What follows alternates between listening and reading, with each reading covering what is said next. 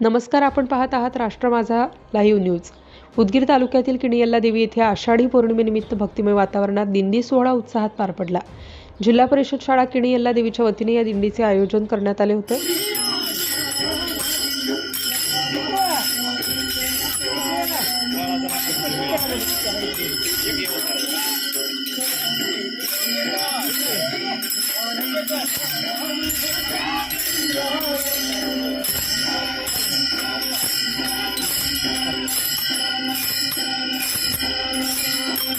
गावातील प्रमुख रस्त्यांवरून टाळ मृदंगाच्या गजरात विठ्ठल रुक्मिणीच्या नामस्मरणाने आणि अभंग भजनांच्या सुरांनी दिंडी काढण्यात आली.